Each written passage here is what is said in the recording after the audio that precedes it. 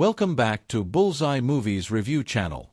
Although Georgie and Mandy's First Marriage Season 2, Episode 10 technically involved the presence of young Sheldon's titular character, the way his return was handled ultimately felt like a major missed opportunity rather than the satisfying moment many viewers had been hoping for.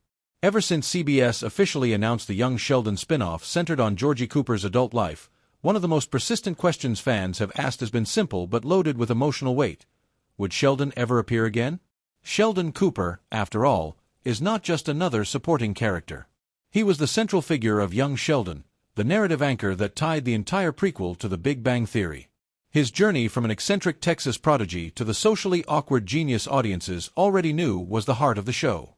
When young Sheldon concluded with its poignant, bittersweet finale, Sheldon received a farewell that felt appropriately reflective, closing one chapter while seamlessly pointing toward the future we already knew awaited him.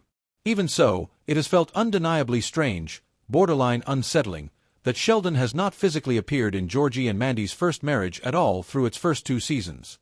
This absence becomes even more conspicuous when one considers just how prominently the rest of the Cooper family has been featured. Mary Cooper appears frequently, often serving as an emotional bridge between past and present.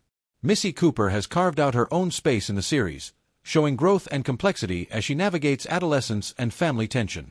Georgie himself is, of course, the protagonist, while Meemaw remains a beloved and influential presence whenever she shows up. With George Sr. canonically deceased by this point in the timeline, Sheldon stands out as the only immediate member of the Cooper family who has not made a proper on-screen appearance. That omission is difficult to ignore, particularly given how integral family dynamics have always been to the emotional core of both young Sheldon and The Big Bang Theory. Sheldon may be physically absent, but his shadow still looms large over the narrative.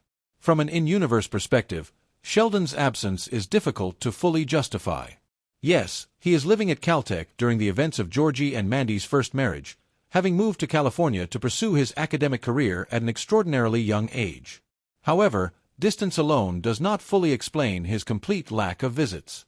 Sheldon was only 13 years old when young Sheldon ended, and more than a year has passed within the timeline of the spin-off. Even taking Sheldon's social awkwardness and single-minded focus into account, it strains credibility that he would entirely avoid returning to Texas, especially for major family events. In fact, Sheldon visiting home periodically would make perfect sense. He has always had a complicated but deeply rooted bond with his family, particularly with his mother, Mary.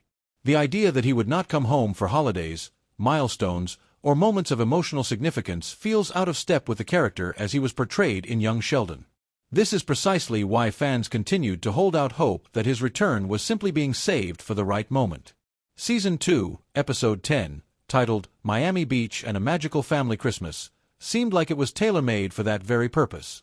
If there were ever an episode that logically demanded Sheldon's presence, it was a holiday installment.